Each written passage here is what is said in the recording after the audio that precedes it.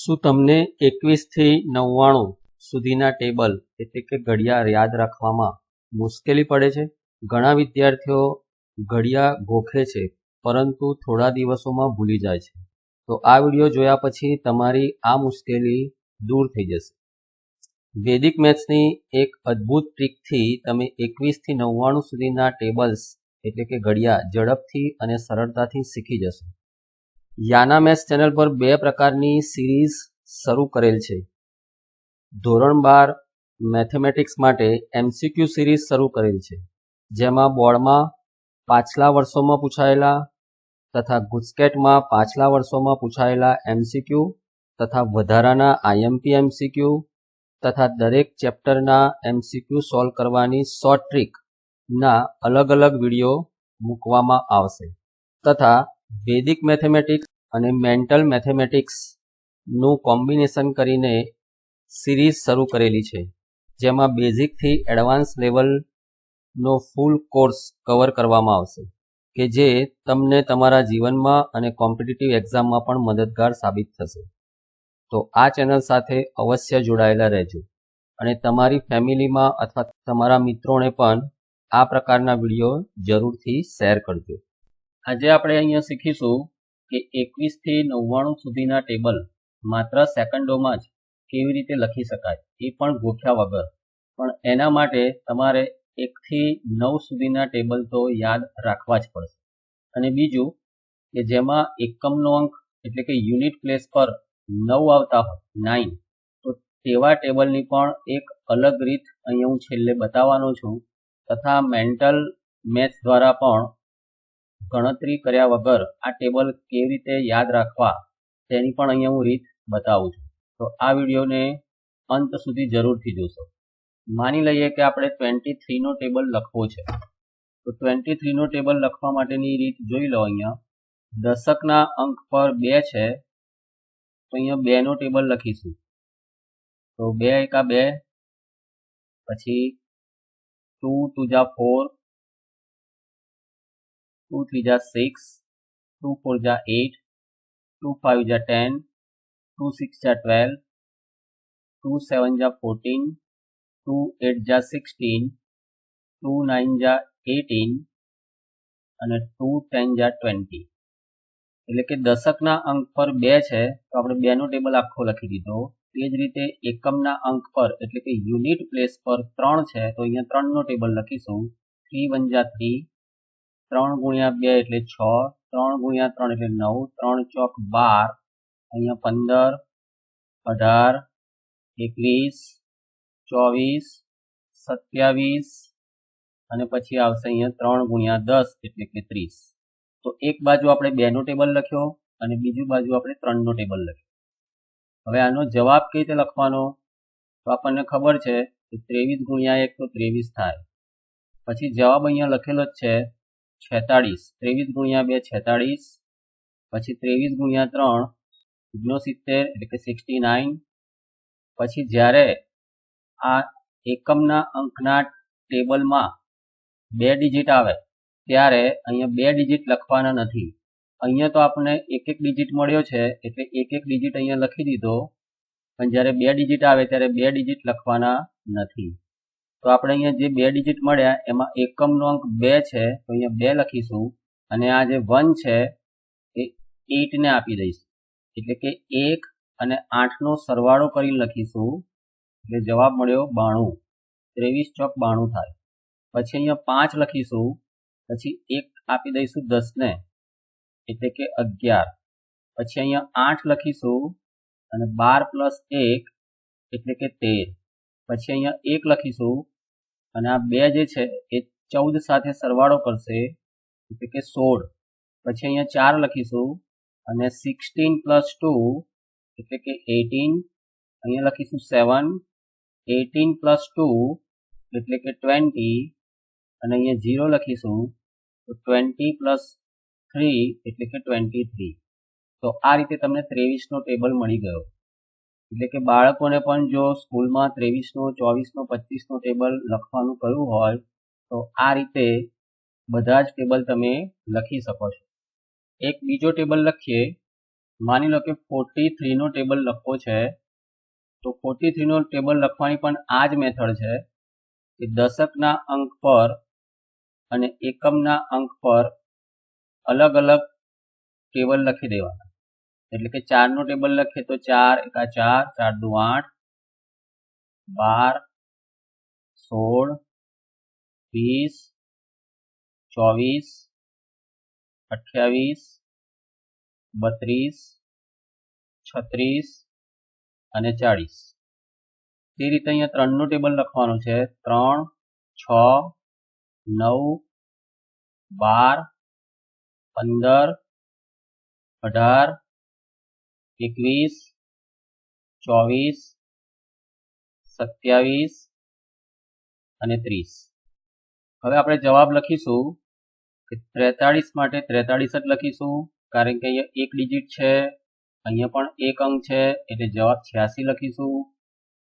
અહીંયા પણ એક જ અંક છે, એકમના અંકમાં એક જ અંક હોવો જોઈએ, એટલે કે 129. અહીંયા બે અંક છે, તો એકમનો અંક 2 લખીશું અને એકને આપી દઈશું 16 ને, એટલે 172, કારણ કે 16 પ્લસ 1 17 થયા. પછી અહીંયા 5 લખીશું એટલે 20 પ્લસ 1 21 થશે. અહીંયા 8 લખીશું એટલે 24 પ્લસ 1 25 થવાના છે. અહીંયા 1 લખીશું 28 ને 2 30. અહીંયા 4 લખીશું 2 અને 32 એટલે કે 34. અહીંયા 7 લખીશું 36 અને 2 38. અહીંયા 0 લખીશું 40 પ્લસ 3 એટલે કે 43. તો આ 43 નો ટેબલ તૈયાર થઈ ગયો. માની લઈએ કે 87 નો ટેબલ લખવો છે, તો પણ આ જ મેથડ છે. એટલે કે પહેલા અહીંયા 8 નો ટેબલ લખી દઈએ. 8, 16, 24, 32, 40, 48, 56, 64, 72 અને 80. અહીંયા 7 નો ટેબલ લખીશું. 7, 14, 21, 28, 35, 42, 49, 56, 63 અને 70. હવે આપણે આન્સર લખવાનો પ્રયત્ન કરીએ તો એક ડિજિટ હોય એટલે સીધો જ આન્સર થયો અહીંયા 87.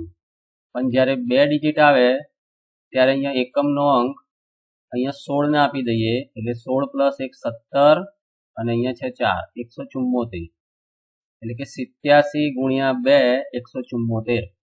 87 ગુણ્યા 3 કરવા છે, એટલે એકમનો અંક અહીંયા 1 લખીશું અને આ 2 ને આપીશું 24 ને, એટલે કે 26. અહીંયા 8, 32 ને 2 34. અહીંયા 5, 40 પ્લસ 3 એટલે 43. અહીંયા 2, 48 ને 4 52. અહીંયા 9, 56 ને 4 60. અહીંયા 6 આવશે, 64 અને 5 69. અહીંયા 3 આવશે, 72 અને 6 78. અહીંયા 0 આવશે, 80 પ્લસ 7 એટલે 87. તમે જોઈ શકો છો 87 ગુણ્યા 10 એટલે 870 થયા. હવે જ્યારે એકમના અંક પર 9 હોય તેવો ટેબલ લખવો હોય, માની લઈએ કે 29 નો ટેબલ લખવું છે, 39 નો ટેબલ લખવું છે, 49 નો ટેબલ લખવો છે, ઇવન 109 નો ટેબલ લખવો છે, 119 નો લખવો છે, તો આ એક બીજી મેથડ છે. આ તો ખરી જ, પણ આ બીજી મેથડ પણ સારી છે. આ મેથડ ક્યારે યુઝ કરીશું કે જ્યારે એકમનો અંક 9 હોય તેવો ટેબલ લખવો હોય તો જ. એટલે અહીંયા શું કરવાનું છે જુઓ, અહીંયા જે દશકનો અંક છે એ 2 છે, તો 2 પછીની સંખ્યા એટલે કે 2 પછીનો નંબર આવે 3, તો દરેકમાં 3 ઉમેરવાના. દશકના અંક પર જે કઈ સંખ્યા હોય એ સંખ્યામાં 1 ઉમેરીએ તો એ સંખ્યા અહીંયા બની 3.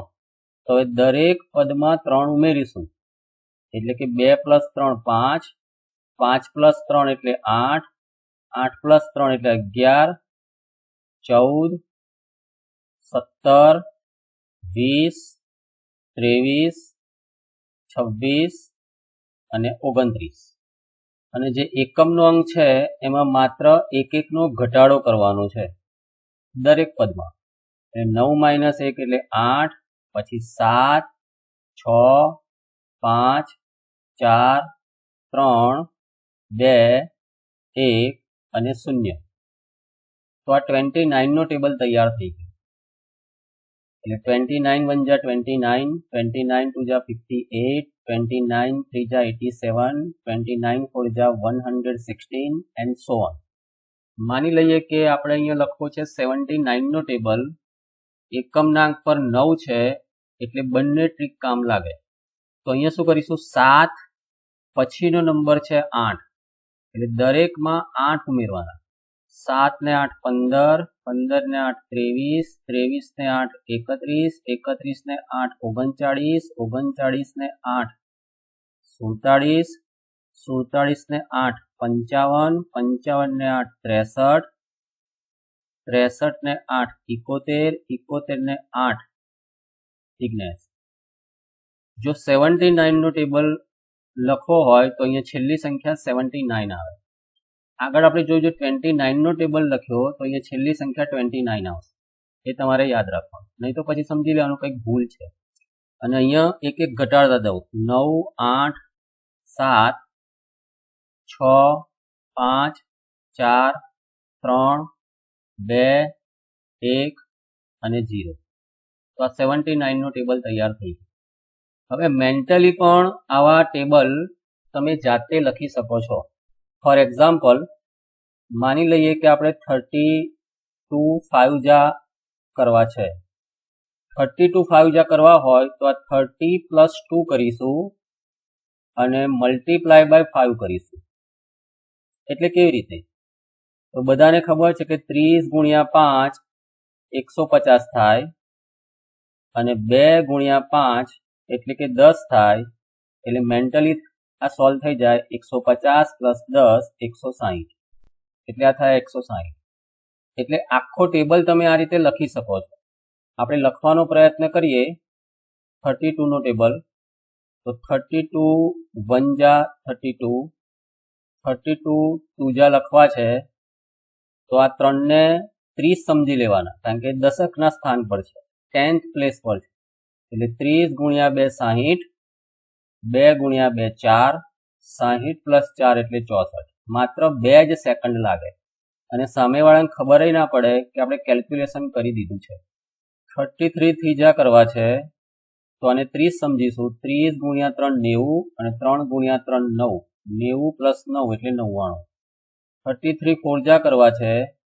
30 × 4 120 અને 3 × 4 એટલે 12. 120 + 12 132. આને સ્માર્ટ કેલ્ક્યુલેશન કહેવાશે. તમે જો અહીંયા ગુણાકાર કરીને આ ટેબલ લખવાનો પ્રયત્ન કરશો તો વાર લાગશે અને મેન્ટલી પણ આ વાર લાગશે. કારણ કે નોર્મલી સ્કૂલમાં શું શીખવાડવામાં આવે છે, પહેલા અને આની સાથે ગુણાકાર કરીએ એટલે 3 × 4 12 અને પછી આ એક કેરી વધી. અને જ્યારે વધી છે ત્યારે આપણે આ સંખ્યા ભૂલી જઈએ, મેન્ટલી સોલ્વ ના કરી શકીએ. અને 3 × 4 12 + 1 13 એટલે આ 13 યાદ રહે છે, પછી આ 2 ભૂલી જઈએ છીએ. પણ અહીંયા એવું નહીં થાય. 33 5 જા કરવા છે તો 30 × 5 150 અને 3 × 5 15, 150 અને 15 165. 33 6 જા કરવા છે.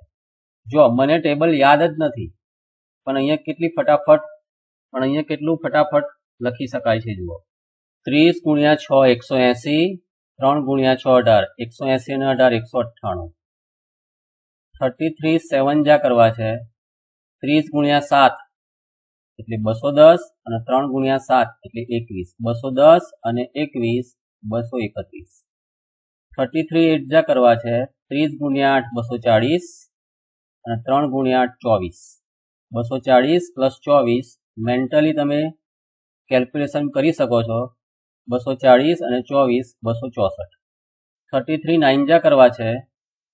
30 × 9 270 અને 3 × 9 27, 270 અને 27 297. અને 33 10 જા ગણતરી કરવાની જરૂર જ નથી. 330. એટલે આ પ્રકારે તમે કોઈ પણ ટેબલ લખી શકો છો. માની લઈએ કે 109 નો ટેબલ લખવો છે, તો એકમના અંક પર 9 છે, તો આપણી મેથડ કઈ છે? અહીંયા જે અંક હોય એના પછીનો અંક 11 મળે છે, એટલે કે 10 પછીનો અંક 11 મળે છે, તો દરેક પદમાં 11 ઉમેરવાનું. તો 10 + 11 21, પછી આવે 32, 43, 54, 65, 76, 87, 98 અને 109. દરેકમાં 11 ઉમેરી દીધા, તો અહીંયા 109 મળ્યા. તો અહીંયા જો આ 109 છે, મતલબ આપણું આ કેલ્ક્યુલેશન સાચું છે. અને અહીંયા લખી દો 9 પહેલા 8, એના પહેલા 7, 6, 5, 4, 3, 2, 1 અને 0. આ ટેબલ તૈયાર થઈ ગયું.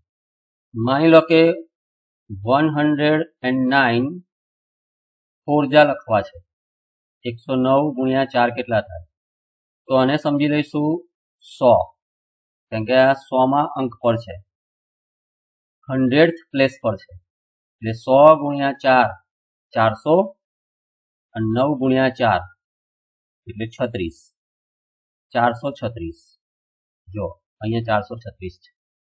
109 7 કરવા છે, એટલે આ 100 × 7 700 અને 9 × 7 એટલે 63, 763. એટલે કોઈ પણ ટેબલ આપણે ગોખ્યા વગર અહીંયા લખી શકીએ છીએ. ખરેખર જો તમને આ વિડીયો પસંદ આવ્યો હોય, તમારા મિત્રોને શેર કરો. તમારા ફેમિલી મેમ્બર્સમાં પણ કોઈ અભ્યાસ કરતું હોય તેને પણ શેર કરો અને વિડીયોને લાઈક કરો તથા ચેનલને સબસ્ક્રાઈબ કરો. Thank you.